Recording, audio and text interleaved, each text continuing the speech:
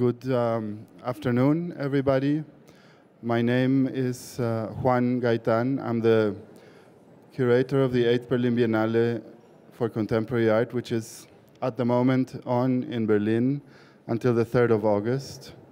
And Claudio, whom I want to thank for inviting us to do this talk, asked if we could do a session with some of the artists who are taking part in the Berlin Biennale. So we decided to have, I don't know if you can hear me because it's so loud, I don't know, you can hear us, okay. So we are having this session today with Beatriz Gonzalez, who's an artist from Colombia who has been the teacher of many artists in Colombia, including myself, who I'm not an artist, I'm a curator. Then Mario Garcia Torres from Mexico, and Judy Radul, and I will mention what the works are in a minute, and then I'll ask some questions. They will explain the works they did for the Berlin Biennale. We'll do another round of questions, and hopefully open it up to your own questions. The Berlin Biennale opened at the end of May this year, and we used three venues, or I chose three venues. The KW, or Kunstwerke, which is the venue that is always used by the Berlin Biennale. It's available and therefore useful to use it. And I wanted to have a sort of different cartography of Berlin. When people went to the city, you would have to travel across town and engage with another part of the city that has been sort of left out of the narrative of Berlin that has been built since the 1990s.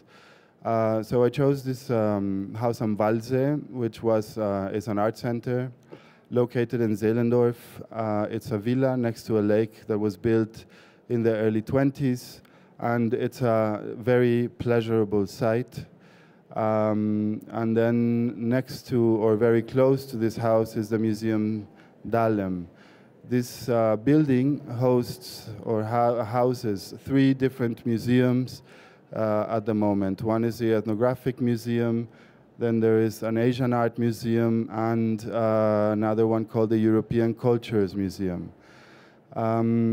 The Ethnographic Museum and the Asian Art Museum will be moved, are projected to be moved in 2019 to Mitte, to the Museums Island, or let's say the end of Museums Island, into this reconstructed castle or Prussian palace, which is now called the Humboldt Forum.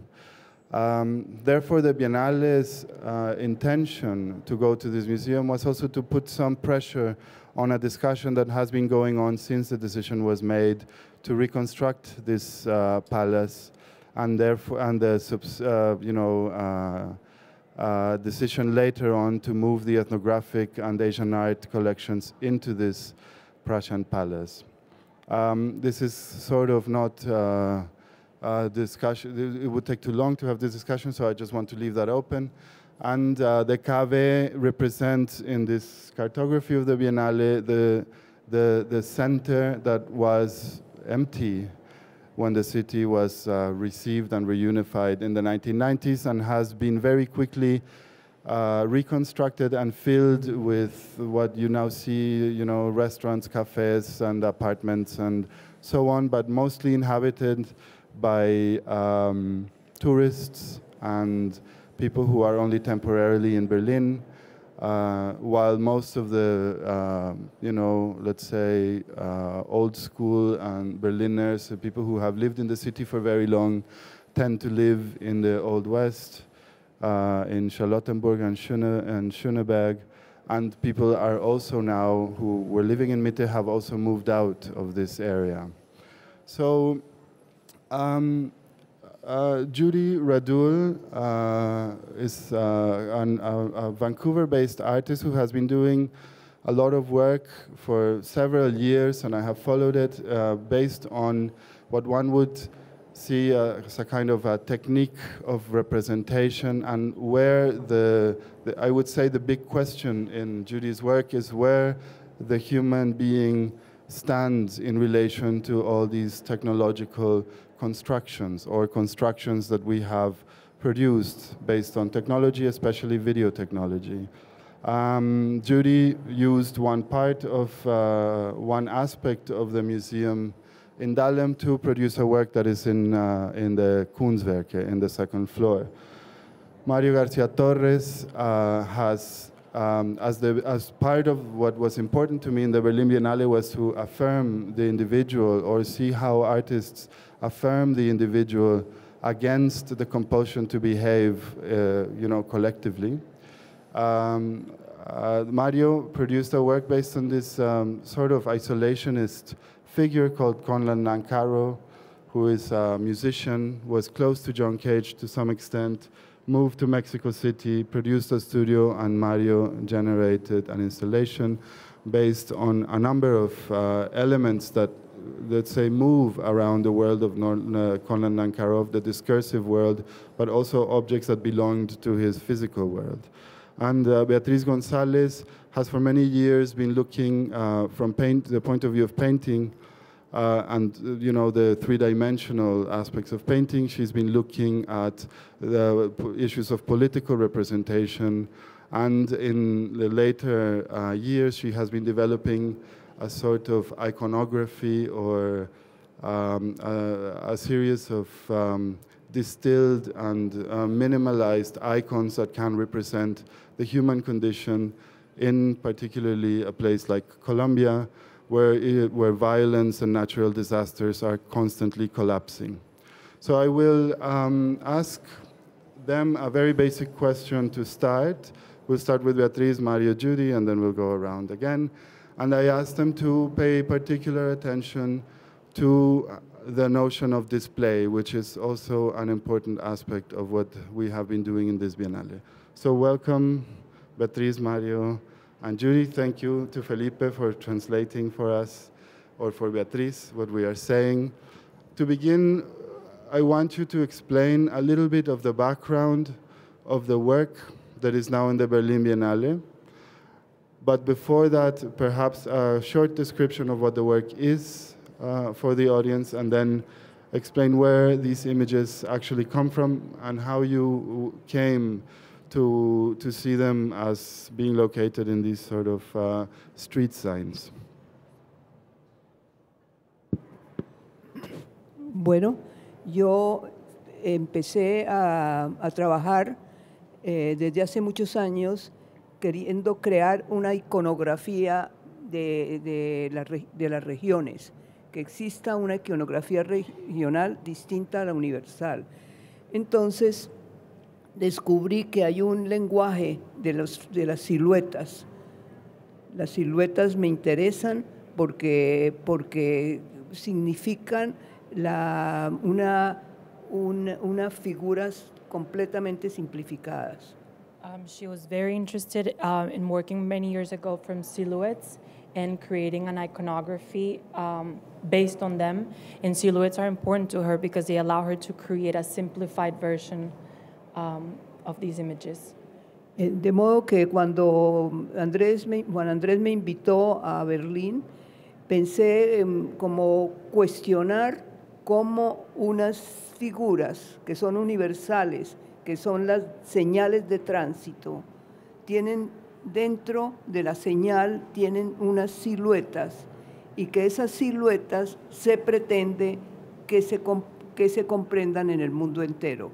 So when Juan Andrés invited her to the biennial, she wanted to reflect on the issue of signs and the images that they contain, to reflect on how they're seen and how they're perceived as signs.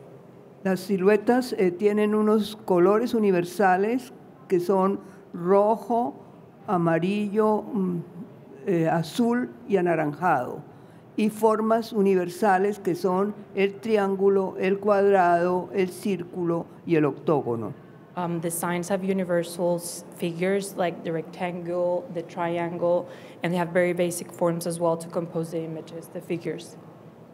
Eso me hizo pensar que debía crearse unas siluetas universales y que esas siluetas universales fueran comprendidas, porque me he dado cuenta que en los países como los nuestros las dañan, las rompen, les hacen grafitis y terminan en la basura. So she wanted to use those same universal figures used in road signs, but she also noticed or has noticed that these figures are often in our countries damaged, vandalized, put graffitis on. Así, de esta manera, empecé a pensar qué me había llamado la atención de señales universales, y una vez en Alemania iba en tren y vi una señal que contenía un ciervo. Eso quería decir, aquí hay ciervos, un aviso que antecede al paso del ciervo. It comes from a particular story of she was traveling to Berlin in train, and she saw a sign marking that there was deer on the nearby area, and so that denotes that there's going to be a sign that warns you that something is going to approach or appear on the road. Esa fue una fuente del trabajo. La otra fue una familia que de noche transita por un camino de Colombia. Tienen el niño enfermo, hay mucha neblina, el ejército se equivoca y dispara y mata a la familia. The other part of the inspiration came from a story of a family in Colombia that was walking at night on a path, and it was very foggy. So the militaries thought they were guerrilla members, and they killed them all. Yo pienso que si se hubieran hecho unos avisos en las carreteras diciendo aquí pasan familias, eso sería más, se habrían salvado y habría sido respetado. She thinks that had there been signs saying that there are families or this types of situation occurring, that the family would have been saved. De esa manera empecé a plantearme unas imágenes que se llaman pictogramas particulares, en los cuales cada país debía tener sus pictogramas especiales con las señales para transitar por los caminos. From that, she came to the concept of pictograms, or images that need to be adjusted locally to depict the situations of every country or every region. Eso es más o menos lo que quería That's decir. pretty much. So to give a visual what Beatriz did for the Berlin Biennale is the museum in Dahlem is a very iconic, or if it's not iconic, but iconic looking, let's say, building made in the 1960s by Bornemanns. And its modernist front and the back is a building from the 1920s. In front of the Bornemanns building, she put 20 signs that have different pictograms. Some of them are pictograms of people carrying dead bodies, and some of them are of families carrying all their belongings because of a flood, and they are all drawn from newspaper clippings that Beatriz finds and cuts and keeps sometimes for decades. So when you go to Beatriz's studio, you will find newspaper clippings from the 1970s until today, and they are all still hanging on the wall, like as sort of memories of the history of political and history of Colombia since she began to work on these. So I would say that too. Then now I want to ask Mario, who's what I like about this panel is that there are completely different positions that each of Beatriz, Mario, and Judy represent. But in all, there is a search for an understanding of how we relate to visual material, sound material, and how we place ourselves, in the case of Mario, in relation to subjects that have chosen to abstract themselves from the political and social reality. So maybe you can tell us a little bit about how you came to Conland and Caro. You don't have to do anything, you can just start talking into the microphone. And a little bit about what the installation is, what it looks like, and where it's located in the museum, and so on. Yeah, so my my participation in the Biennale is, as Juan was saying, is a presentation that has to do with a historical figure, an experimental musician that was basically produced basically all his work in Mexico. And I actually was drawn to his story through a piece of architecture. I actually, the first time that I first started to be, or that I went into the story of Nancaro was actually not because of himself, but because of a piece of architecture of a modern architect in Mexico called Juan O'Gorman, which is a very, very interesting figure for me. He was an artist, he was a painter, a muralist, but he was also, let's say, the first modernist, functionalist architect in Mexico. So I've been really fascinated always about him, and I knew there was this piece of architecture that was kind of hidden and not really many people talked about it. So at some point I got access to experience this piece of architecture, and I went there, and I knew actually very little about Nancaro, which was the owner of this small apartment and a studio. And I was really attracted to, I was really interested in looking at how they both had designed a recording studio, which was something very unique for a piece of architecture in Mexico. Nobody, from the modern architects, nobody had ever done something like that. I knew it was a very modest and very simple piece of architecture, so I really wanted to experience that. And when I went there, I was really taken because it was very it was very easy to understand the music and the production and the knowledge and the sort of practice that Conlon Nancaro was producing at the time. Basically, I realized that this was the place where Nancaro had basically composed all his music, and he had recorded all his music there. And this had to do with a number of things or a number of qualities in his personality. And one was the fact that he was composing, on one side he was composing very arrhythmical music, and he was really interested in a very experiential, not in experiential, but a very experimental approach to music. But beyond that, he was also a person which had found very difficult to have a social relationship. So he couldn't really stand to be with too many people. So these two things made him to end up producing most of his work ended up being composed for a mechanical piano, so the pianola or player piano. And he, not only that, but in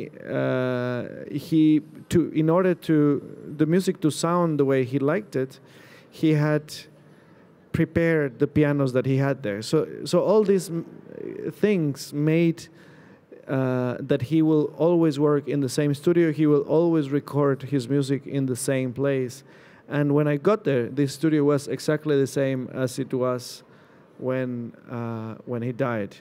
So to me, it was the first idea was, to me, I started to think, how could I bring this aura, and this got me into a very kind of almost a very romantic idea. And I started to question myself, why am I interested in something so conventional and so in a way antagonistic as the aura? So I started thinking, what's going on here? We have a figure, and that's the most important part for me in the installation in Berlin, which is we have a figure that has both qualities. On one side, he's a very romantic figure that he's working in Mexico for at least 3 decades with very, very little contact with anybody in the music world, and at the same time, he's mentally incredibly connected to what was happening in the music world. So he was creating a body of work that was incredibly experimental, incredibly connected to people, but at the same time he was in Mexico with very little information of what was happening in the world. So this was, to me, the kind of platform to start building. And so I don't know how much more I can talk, but so the presentation ended up being a very museographical presentation. I really started thinking, how do I mean, it was a very kind of clear reaction to thinking that the presentation was going to be in the Anthropology Museum in Berlin.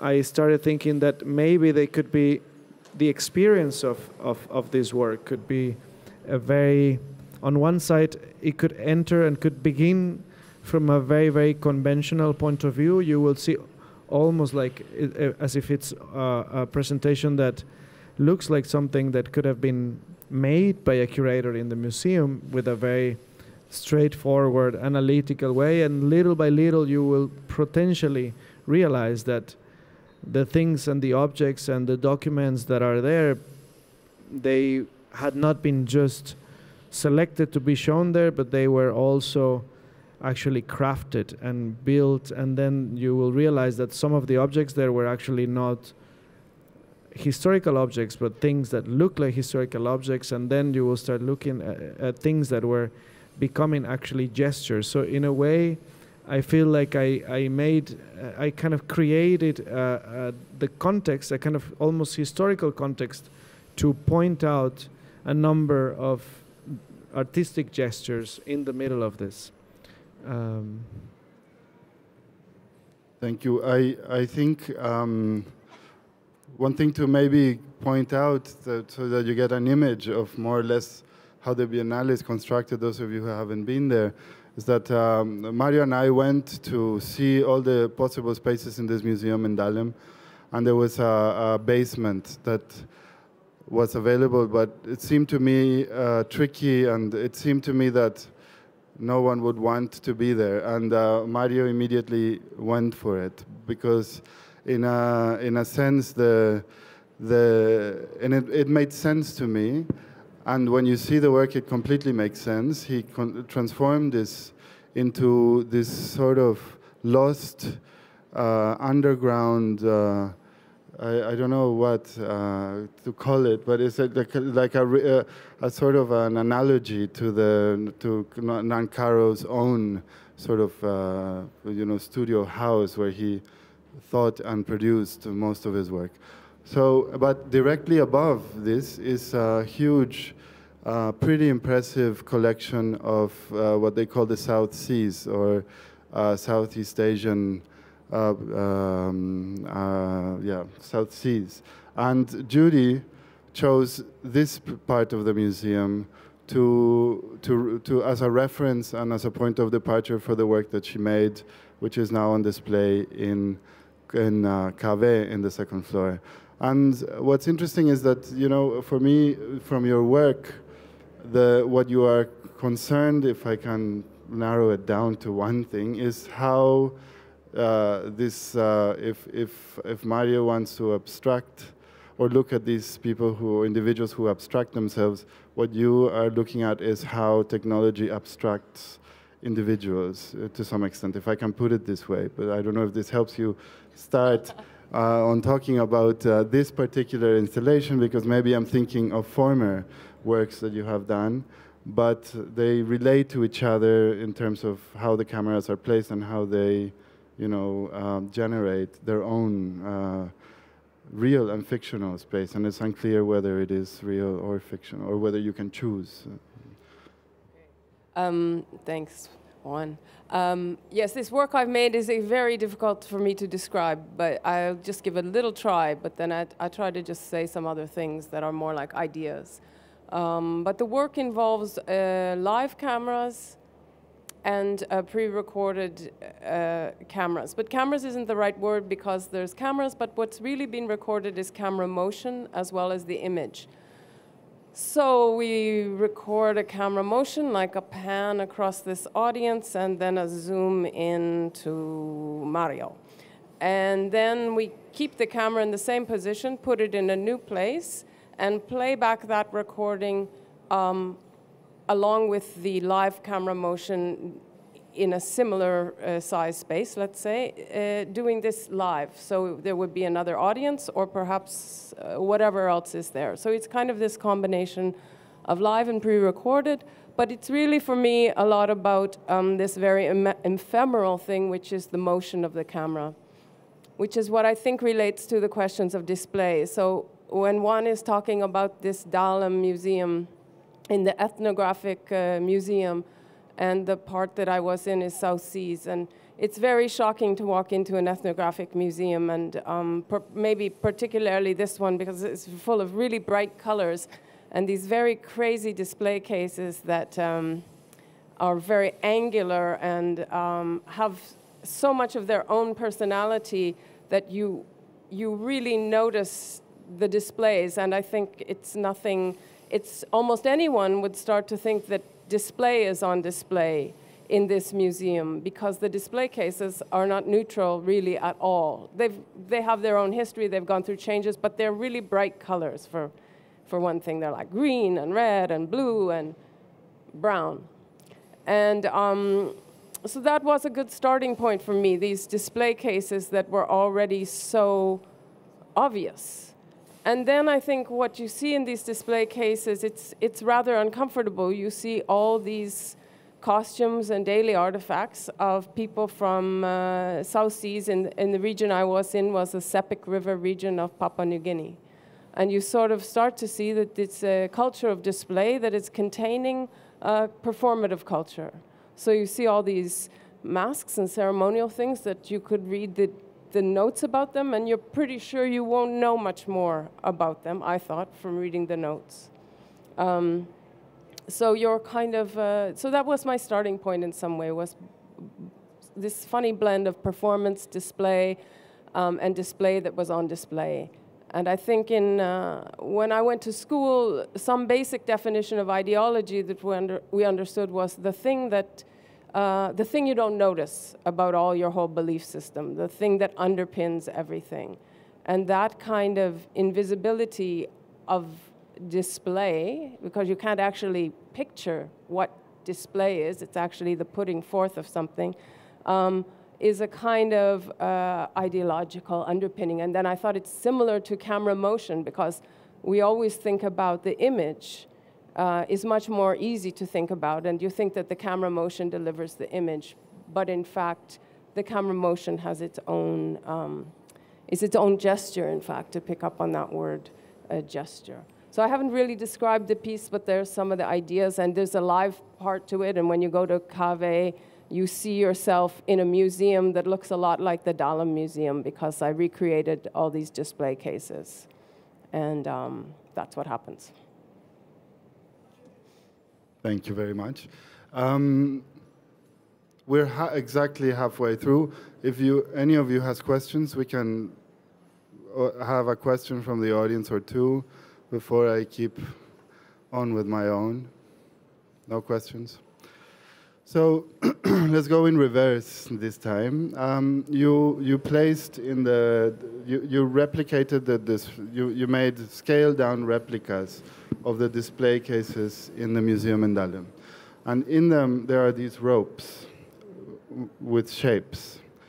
And I think one of the things that many people ask themselves when they look at your installation, because there are descriptive texts that pretty much clarify many of the things. You go in to this room with display cases, you walk through these display cases, there are,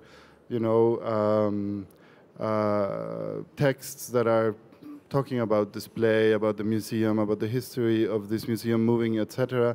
And at the end, there are two screens where you see the pre-recorded camera movements alongside the live camera movements, which are identical and match.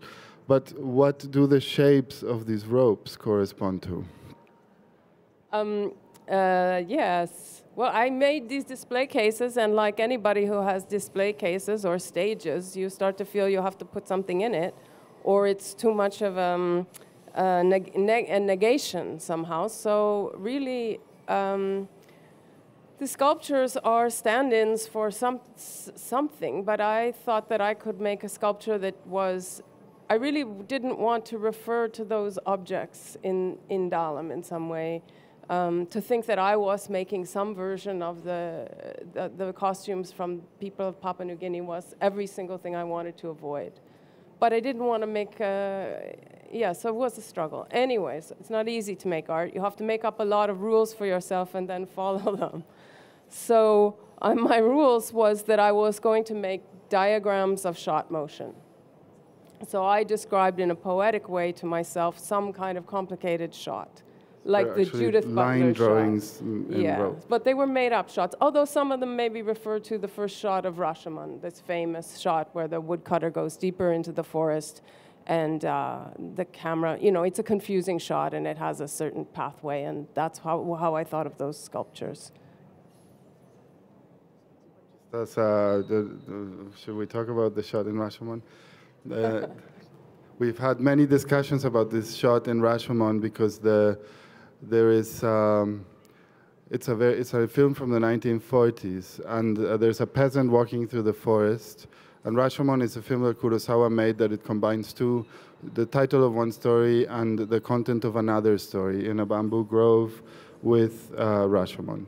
And the peasant goes in a straight line, and the camera moves and then gets closer, describes an S-shaped movement, looks at the peasant, and then disappears in the background. It's a totally impressive shot, especially for that time. And what we discovered was that the cinematographer had placed the camera in a straight dolly track and asked the peasant to move in an S-shaped movement. So the camera reverses and basically flattens the movement of the peasant through the forest and assumes the movements of this individual. It's quite an amazing shot. Anyway, that's a parenthesis. Mario, I want to ask you, because when you started really full on with this project, Mario said that he wanted to work with a musician called Niels Fram, and none of us knew he was as famous as he is, but he knew that himself. And he walked into the space and looked at it, and the first reaction was, I cannot work with this space. And I said, well, you know, you're sorry, but you're not the artist.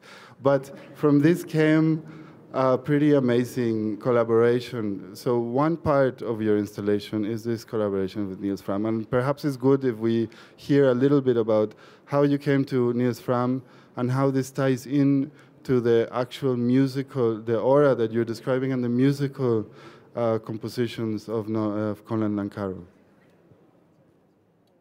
Yeah, at some point through, I mean, in the very beginning, while developing the piece, I was really worried to figure out the way to, I mean, on one side to figure out the way to describe, to illustrate, or to have people experience this aura I was talking about around the studio. And in some way, at some point, I was really interested in thinking like, well, maybe some musician can actually transport that, and can. So one very basic question at the beginning was, can we bring some musician here and try to have this person compose something on the spot, to try to react in some very sort of intimate and human way to react to that? Would that work? I don't know if that would have worked, but at some point throughout this very self-discussion, I started thinking like, well, maybe, well, there was on one side there was this sort of aura question, and then on the other was also a kind of an argument to think like, why would that be? Why would this work in the context of the exhibition, and why will this be something of any interest in Berlin or in Germany? So at some point I discovered that reading through a very kind of depth bibliography or biography of Nankaro, I discovered that actually Berlin had been a very important place for his very short time span of attention that he had during the 80s.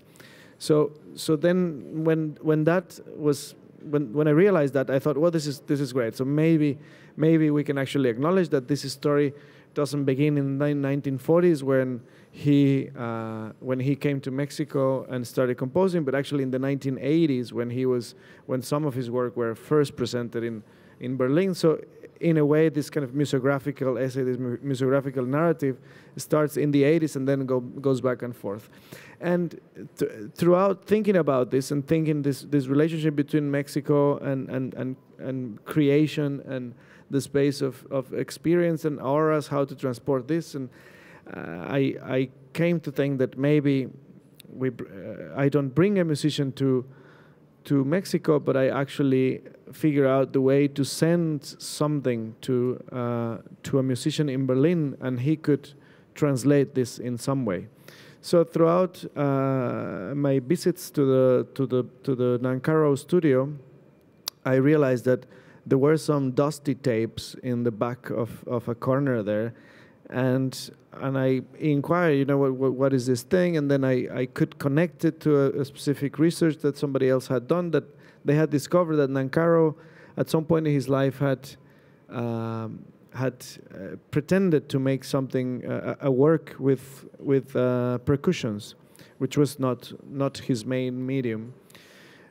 So it's a very long story, but at some point he recorded a number. He made himself percussions. He was really interested in both the sound of percussions, but also he was really interested in the way that rhythm work in African and tribal music. So he was really interested in how rhythms actually change throughout time. So even if you have a celebration where there's a percussion band or a percussion sound, and they pretend that they are actually producing music that has a very specific rhythm, but actually, if you analyze that throughout time and throughout the experience and throughout this celebration, actually most of the time, these percussions go faster and faster. So he was really interested in that because he was really interested in how you experience the changes in rhythm. So at some point he built a number of percussions, and he recorded kind of almost like stock sounds that he pretended to cut and create compositions with that. He wanted to cut tape and create percussion compositions, very kind of concrete poetry type of compositions. And he made one of those in 1953. Is people believed that, and but then after that he forgot about the project, and these tapes were in the corner of the studio for 1950. What is that, like 60 years? So we pull out these tapes, and I said, well, let's listen to what is happening. And so we digitized and kind of clean as much as we could these tapes, and we sent them to Niels Fram, which I had been in discussion with. He's a fantastic pianist, which I love, and I started thinking about him because he actually has made a number of recordings where he goes to a place and tries to react to the place, and he's a musician that in a way, a very classical musician, but on the other side, he's a musician that his approach is not as refined. He's not interested only in the music being notes, but actually most of his recordings include ambient sounds and the sounds of mechanic sounds of the piano and things like that. So he's has a very kind of almost like a visual artist approach. So at some point in that discussion, I ended up sending these tapes to Niels, and with that he created a soundtrack for this exhibition, which ended up, his proposal was actually to create a soundtrack, a kind of arbitrary soundtrack where these 8 tapes that we could rescue are arranged in a number of ways so that it creates a soundtrack that is actually, it lasts the 9 weeks that the exhibition is on. And one thing that I thought was really working was the fact that when you enter through this Pacific Islands anthropological space, you suddenly start hearing these percussions that really sound like they could be a tribal a soundtrack or a soundtrack for that part of the Anthropology Museum. And just little by little, just realizing that actually it's a very conceptually constructed piece of music, and that it kind of negotiates all these things through sound, which I'm really happy about. Beatriz, so I would like us to go back a little bit to two things that are, I think, very important in your work. One of them is your interest in historical caricatures and the place of humor in political work, and the other one is these newspaper clippings that you have kept for many years, what they represent for you, and if these two things come together, and how.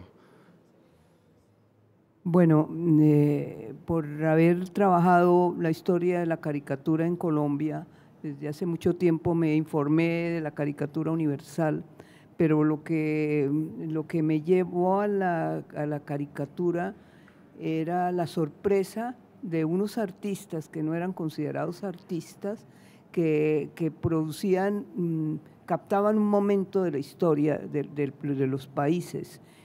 Daumier capta la historia de... This is an announcement that the show is closing soon. I was warned by Claudio that this might come.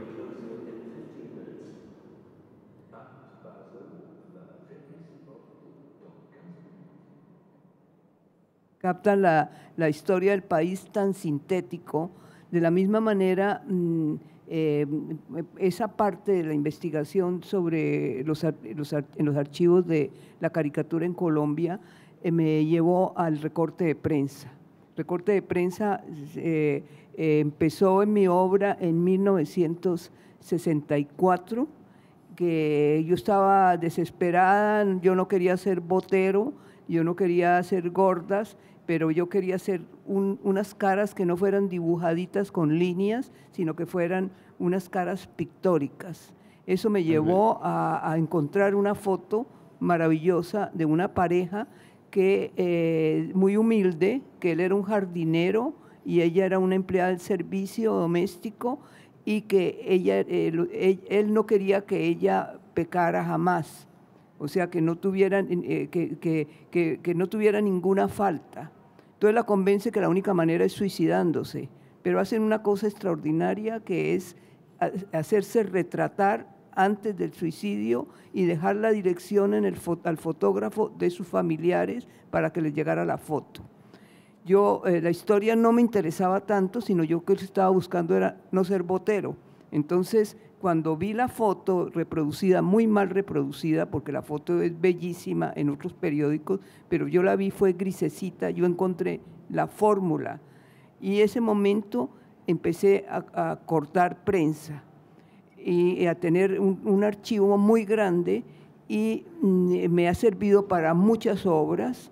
Las fotografías me han servido para hacer heliograbados, para hacer grabados, y es como, yo las conservo y son las grandes fuentes de mi obra. Y precisamente en la obra que envié a la Biennale, descubrí varias cosas que ay, tú. Well, she said she's always been interested and familiar with the history of cartoons, not only in Colombia, but in other contexts. That cartoonists are considered, they're not considered artists, however, they depict in a very particular way and in their own style the reality of a country. So that study of cartoon is important to her.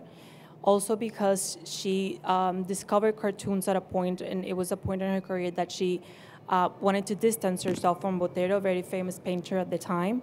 So she didn't want to paint fat people as Botero does. She wanted to find a way to distance herself from Botero. And that led her to discover images from the media, images, and she quotes a specific image she found in a newspaper, which happened to be a couple that she was a lady from the service and he was a gardener, and they committed suicide together.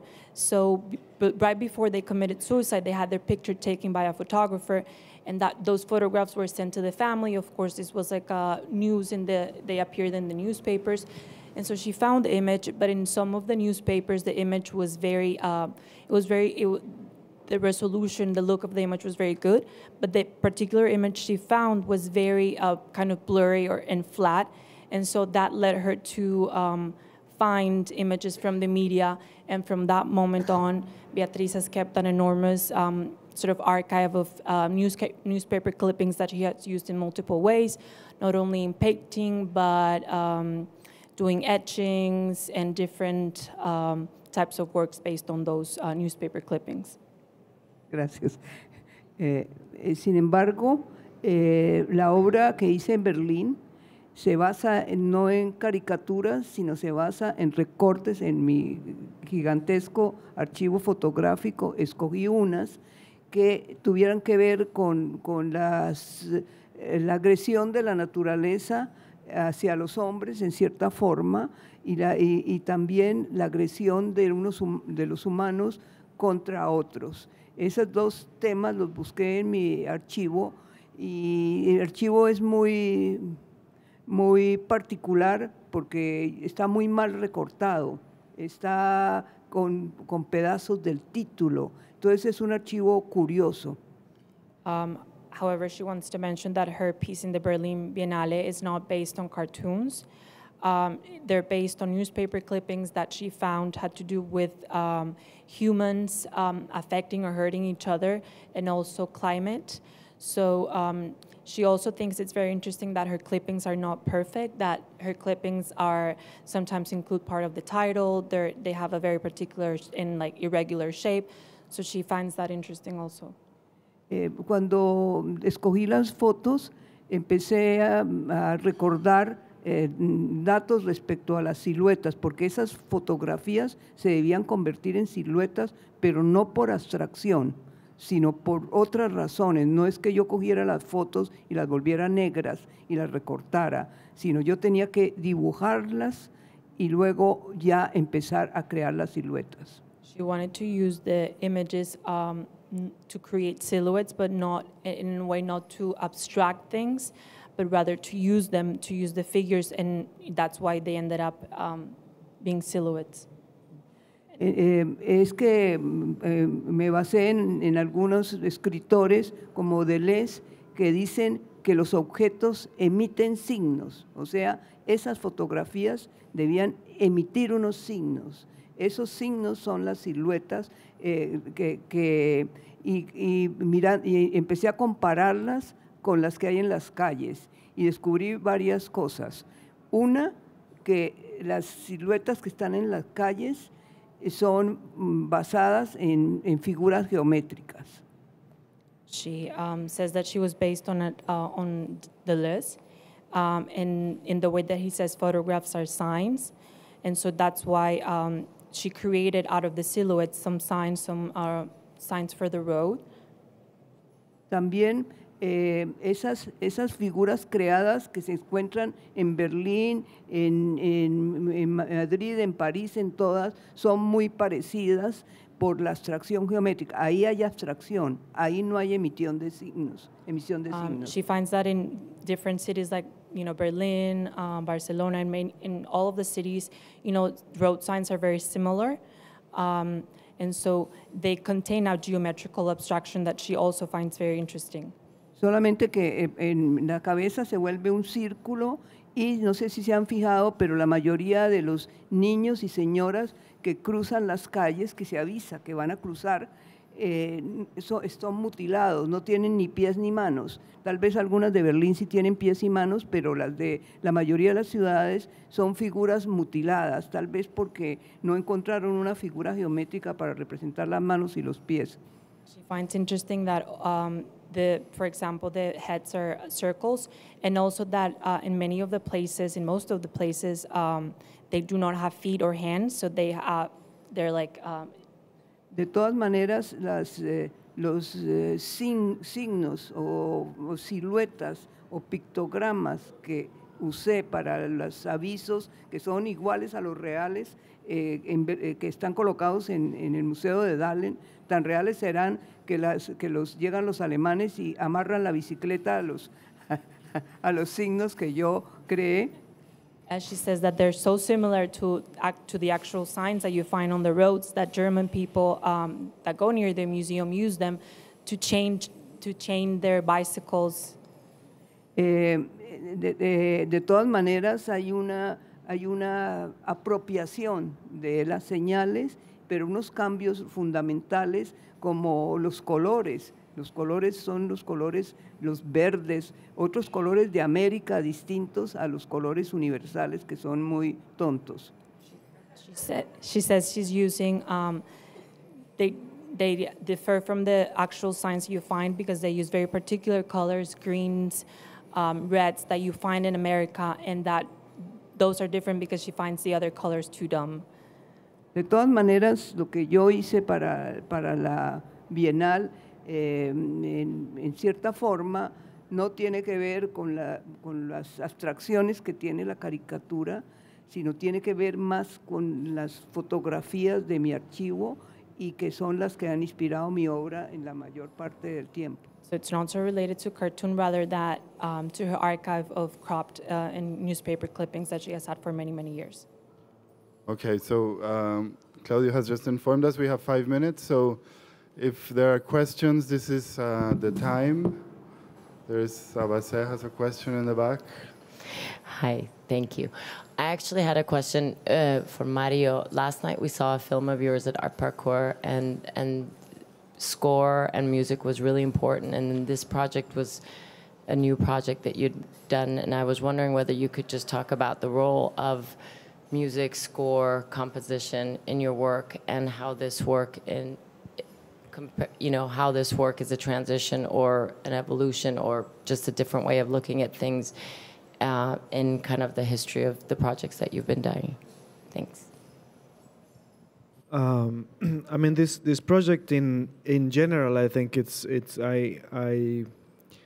I feel like I did question myself a number of things. So the film that was screened yesterday was made last year, and I think this film was it's a kind of, it feels to me like a very kind of produced as far as I've gotten in terms of producing music for works of art, and I've been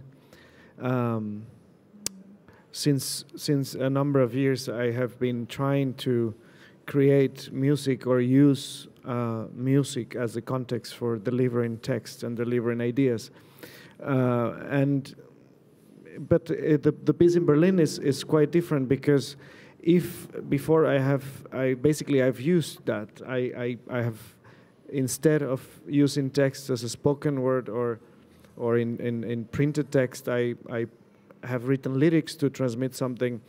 In the context of Berlin, is not music doesn't work for me to transmit a very specific literal idea, but more as a gesture in itself. So in a way, this collaboration for me with Niels Fram it's a real composition of Niels. He did what he wanted in musical terms, but to me it's a very specific gesture, or it connects this formal quality of what Niels was doing. It connects it to me it's the result of a very specific gesture that has to do with sending a specific sounds recorded from Nancaro in the 1950s and sending that to Berlin, as almost using Niels Fram as a kind of representative of the Berlin subjectivity, let's say, and trying to pass that sort of musical material through somebody in Berlin and through somebody who actually can potentially transmit and translate those sounds into the context of the exhibition. So I think it is a very important element in the installation in Berlin, but at the same time, I feel like it's totally very, very different in terms of the sort of art transaction, let's say. Okay, are there other questions? There's one question here in the front. Maybe, unfortunately, that would be the last one if we don't want to be locked in until tomorrow. I just have a quick question in terms of the reception of the artworks that were mentioned. Was it successful in terms of like dovetailing it to what you, or how you approach the Berlin Biennial in terms of like the speculative approaches to the city? How does it really work? The question is more, I mean, the answer is, I have to describe more or less the process to give you the answer. The idea was to, when you look at the logo of the Berlin Biennale, you see this 8 split in half into 2 brackets, and the brackets themselves represent, let's say, the curatorial process, which takes 2 years. And you frame it, and through this process, you understand the city and start creating a situation that relates to Berlin. And the space in between the brackets has multiple references. One of them is that it was referring to the center of the city, not just Berlin, but many cities. The center is the place where the least political activity happens and the most touristic activity happens, for example. But at the same time, in terms of the exhibition, it marked the relationship between this curatorial framing and the exhibition itself. So I wanted a very clear boundary between what is the... This is our cue. ... We'll see you next year. No, I'll finish quickly. The exhibition had to be completely autonomous in terms of the curatorial theme, if there was one. So I very actively kept the space for the artworks to appear as statements of individuation and propositional statements from the point of view of the artists that didn't necessarily have to illustrate a curatorial approach. So this is more or less what I wanted to say. Okay, so thank you, all 3 of you, and Felipe for translating. Thank you, Claudio. Thank you. See you next year.